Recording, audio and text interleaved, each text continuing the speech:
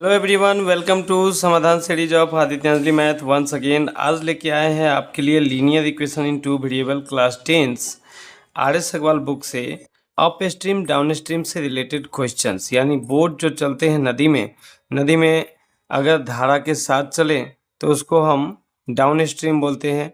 और down stream को हिंदी में बहुत सारे नाम है। डाउन स्ट्रीम का नाम जैसे धारा के साथ कह सकते हैं हम नॉर्मली, या धारा के अनुकूल कह सकते हैं, या अनुप्रवाह कह सकते हैं। तो हिंदी में तो इतने सारे नाम है, लेकिन इंग्लिश में बस अप स्ट्रीम डाउन स्ट्रीम से काम चलता है। तो धारा के साथ मीन्स डाउन स्ट्रीम, एंड धारा के विरोध अगर चलता है तो फिर अप स्ट्रीम। अप स्ट्रीम को हिंदी में क्या बोलेंगे? ऊर्ध्व प्रवाह बोलते हैं, और धारा के विपरीत बोलते हैं। ये सब हिंदी में बोलते हैं। तो चलिए, क्वेश्चन क्या है कि अ boat goes 12 kilometre up stream and 40 kilometre down stream in 8 hours. देखिए कितना अच्छा सिचुएशन दिया है कि एक बोट 8 आवर में कुछ दूर अप स्ट्रीम भी गया, फिर वापस रुका नहीं, वापस डाउन स्ट्रीम भी कुछ दूर आ गया, और संजोग से दोनों दूरी भी अलग अलग है। तो अप स्ट्रीम चला गया ये 12 किलोमीटर, और रुका नहीं, वापस सीधे होते हुए 40 किलोमीटर आ गया डाउन स्ट्रीम। टोटल इसको 8 आवर्स लगे। अब कहते हैं कि इतना ही समय में सेकेंड केस में goes 16 kilometre up stream and 32 kilometre down stream in the same time, यानी इतना ही समय में। तो दो केस हमको दिया गया है। एक केस में बोट जाती है अप स्ट्रीम 12 किलोमीटर और ठीक चलते ही वापस हो जाती है 40 kilometre down stream. Total time लगता है 8 घंटा, 8 आवर। और सेकेंड केस में क्या है कि वही बोट या कोई और बोट हमको, हाँ वही बोट होगा, कोई और बोट का क्या मतलब है, वही बोट 16 किलोमीटर अप स्ट्रीम यानी धारा के साथ जाता है, सॉरी धारा के विरोध में जाता है, और वापस 32 किलोमीटर डाउन स्ट्रीम यानी धारा के साथ में आता है सेम टाइम में। तो इस क्वेश्चन को उम्मीद करते हैं कि आप समझ तो गए होंगे कि नाव की क्या स्थिति होगी। नाव, बोट, जहाज जो भी हो, हाँ शिप भी कह सकते हैं आप। उसी को जरा हम ग्राफिकली दिखाने का प्रयास करते हैं। आप इसको ग्राफिकली ऐसे देख सकते हैं। हम आपको कुछ इलस्ट्रेट करने की प्रयास किए हैं। ये क्या है? नदी है, रिवर है, जिसमें इस तरफ, उल्टा तरफ हम दिखाएं आपको, इस तरफ धारा बह रही है, इस तरफ धारा बह रही है। इट मीन्स कि अगर इस तरफ कोई नाव जा रही है तो वो डाउन स्ट्रीम माना जाएगा, और इस तरफ यानी धारा के विरुद्ध कोई नाव जा रही है तो उसको अप स्ट्रीम माना जाएगा। तो अप स्ट्रीम पहले 8 किलोमीटर गई नाव और रुकी नहीं, वहां से वापस हो गई और सीधा आगे चलते चलते डाउन स्ट्रीम चली गई 40 किलोमीटर। टाइम लगा टोटल 8 आवर। सेकेंड केस में क्या है कि अप स्ट्रीम यानी धारा के विरोध में, धारा के विपरीत में 16 किलोमीटर गई और चलते ही वापस हो गई 32 किलोमीटर डाउन स्ट्रीम। इस केस में भी 8 घंटे ही लगे। तो अब ऐसे क्वेश्चन को सॉल्व करने के लिए ये फिगर ड्रॉ करके दिखाना जरूरी है क्या? तो बिल्कुल नहीं। ये मैं आपको समझाने के लिए ड्रॉ कर दिया ताकि आप अच्छे से समझ पाए। अब देखते हैं कि इसके सॉल्यूशन को हम लैंग्वेज रूप कैसे दें, यानी क्या लिखें, क्या बेस्ट लिखें जो देखने वाले आपको और उससे भी समझ जाए, क्वेश्चन के सॉल्यूशन के मेथड से समझ जाए कि क्वेश्चन क्या रहा होगा। तो चलिए आगे बढ़ते हैं। तो इसके लिए सबसे पहले ये इतना बस छोटा सा शॉर्ट लैंग्वेज लिख देंगे, let speed of boat. Case 1 में अप स्ट्रीम, केस 2 में डाउन स्ट्रीम। केस 1 केस 2 इसको नहीं कहेंगे। अप स्ट्रीम क्या स्पीड है वही हम मान लें, और डाउन स्ट्रीम क्या स्पीड है वही हम मान लें।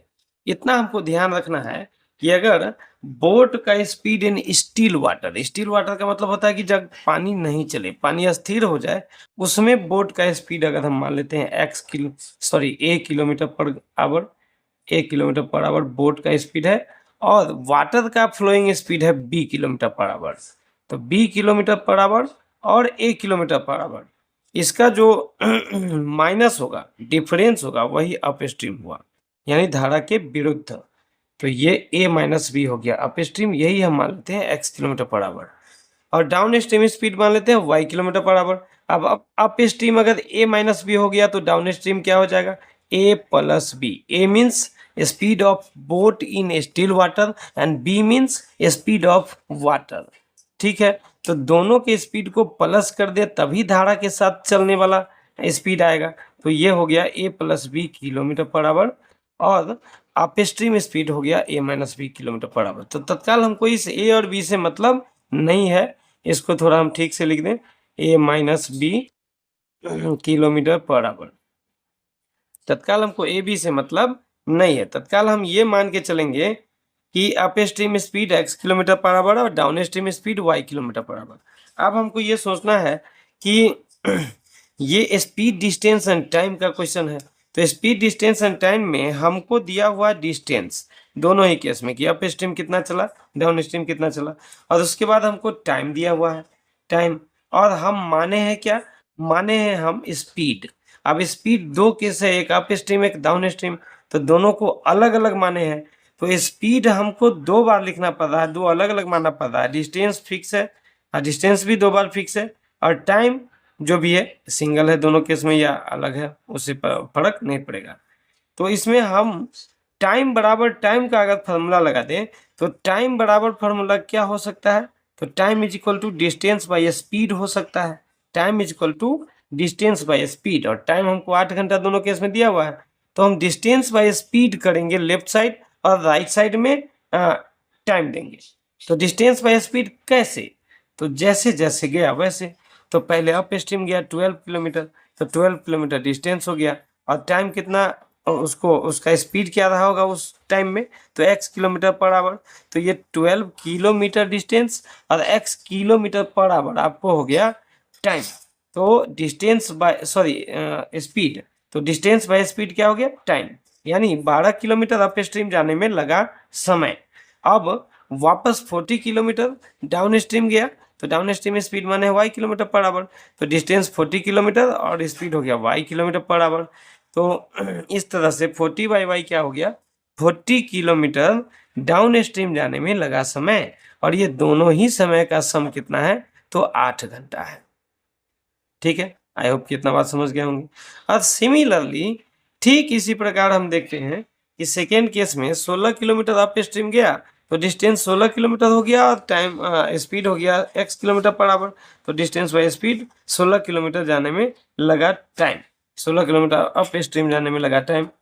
और उसी के साथ वापस हो गया 32 किलोमीटर डाउन स्ट्रीम, तो 32 किलोमीटर डाउन स्ट्रीम जाने में लगा टाइम कितना होगा, तो distance 32 kilometre by speed y kilometre per our.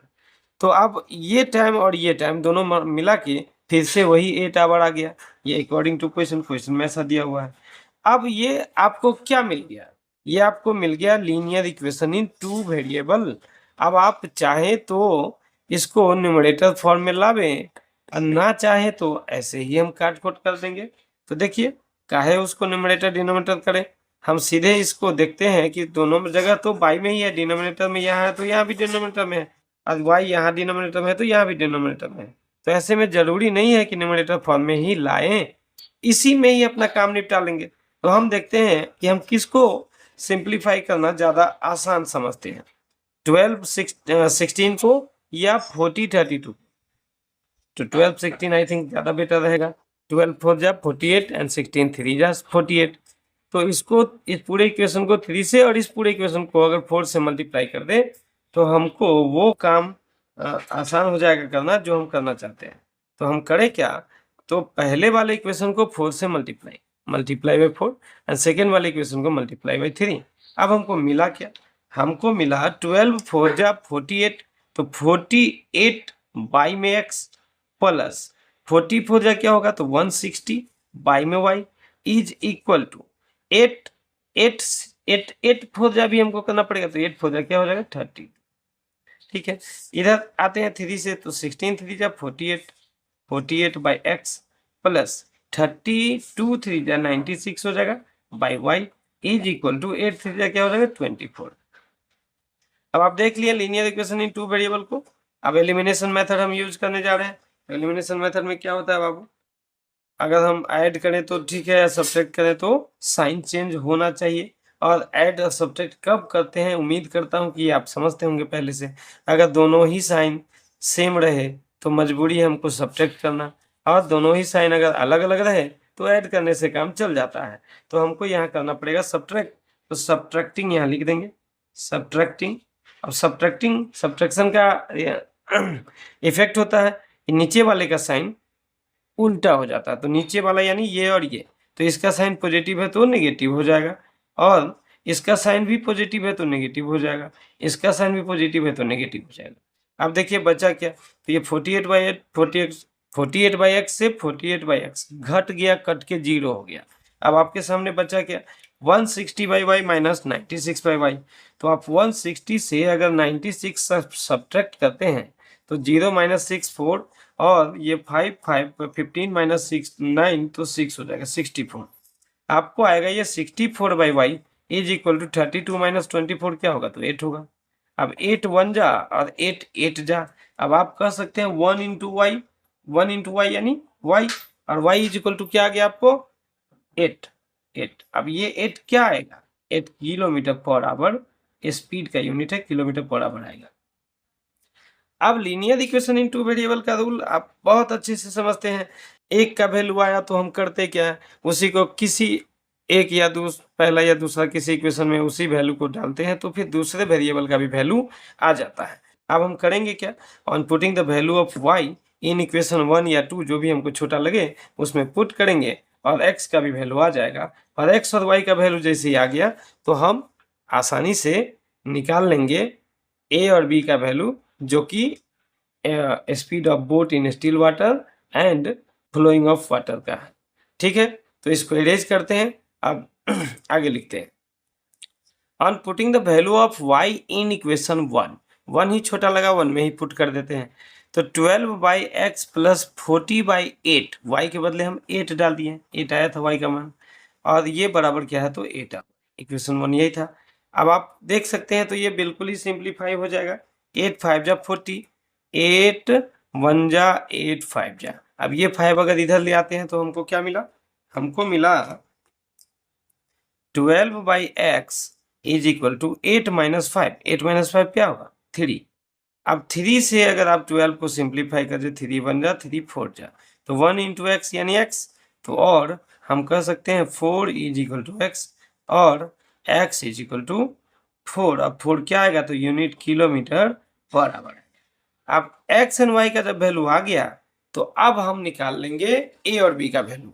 Now now now if speed of boat लिख के दिखाते, यही लिख देंगे। Now if speed of boat in still water be a kilometre per hour and speed of water be y kilometre per hour, या flowing of water लिख सकते हैं, sorry b kilometre per hour, तो देन क्या हो जाएगा। अब हम ये जो माने हैं अप स्ट्रीम मतलब क्या हुआ, a minus b, then a minus b is equal to क्या हो जाएगा, हमको क्या आया था, x का वैल्यू आया था 4 किलोमीटर पर आवर, तो 4, एंड a प्लस बी यानी डाउन स्ट्रीम क्या आया था, स्पीड 8 किलोमीटर पर आवर, तो ये बराबर 8।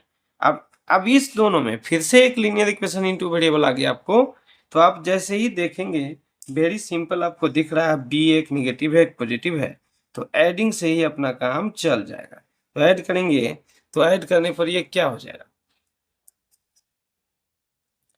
एडिंग पर आपको साइन चेंज करने की कोई जरूरत नहीं है, ये माइनस बी प्लस बी गया, हमारे पास बचा क्या, हमारे पास बचा 2a plus a 2a is equal to 8 plus 4 12। अब 12 कौन चीज, तो किलोमीटर पर आवर। अब 2 से 12 को सिंप्लीफाई कर सकते हैं 6, यानी हमको a मिला 6 किलोमीटर पर आवर, यहाँ नहीं दिखेगा, यहाँ लिखते हैं, a मिला आपको 6 किलोमीटर पर आवर। अब आप a का वैल्यू फिर से इस दोनों में से किसी एक में पुट करिए, इसको मान लेते हैं आप इक्वेशन 3 और इसको मान लेते हैं इक्वेशन 4, तो आप 3 4 कहीं भी पुट कर दें a का वैल्यू b आ जाएगा। अब ऑन पुटिंग, एक बार फिर से लिख देंगे, बार बार लिखना पड़ रहा है कोई बात नहीं, एक बार फिर से लिख रहे हैं, on putting the value of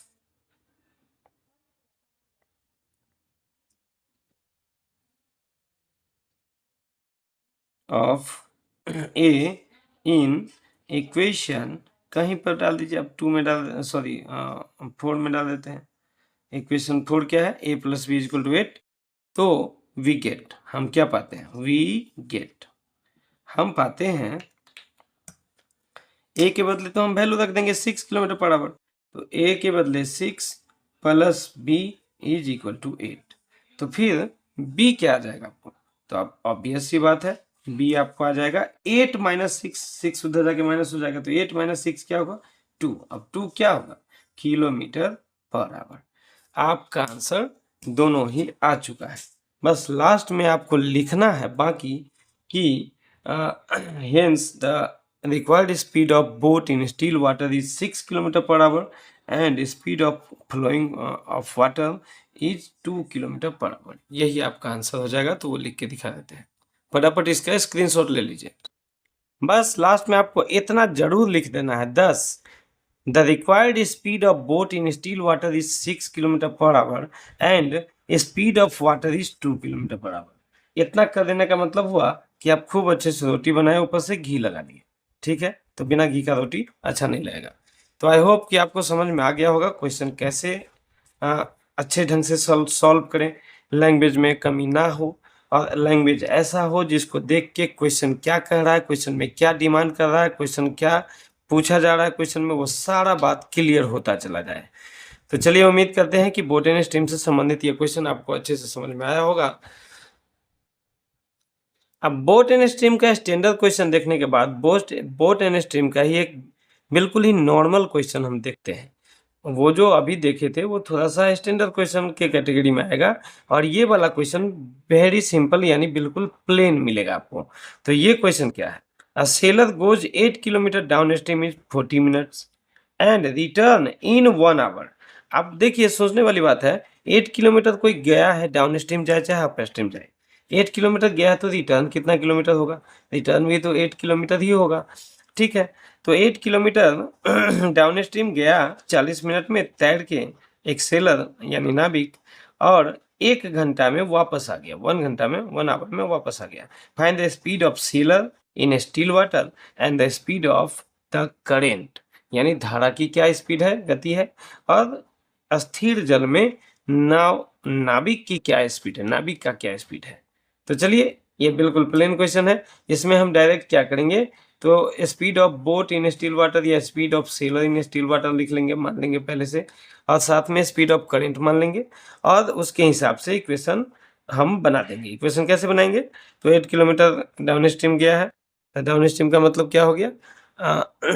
down stream का मतलब हो गया नाव प्लस धारा दोनों के स्पीड का प्लस। तो और नाव प्लस धारा के स्पीड का प्लस का मतलब क्या हो गया कि नाव का स्पीड अगर ए माने है या एक्स माने है, धारा का स्पीड वाई माने है, तो फिर एक्स प्लस वाई हो गया आपको डाउन स्ट्रीम, और एक्स माइनस वाई हो गया आपको अप स्ट्रीम स्पीड।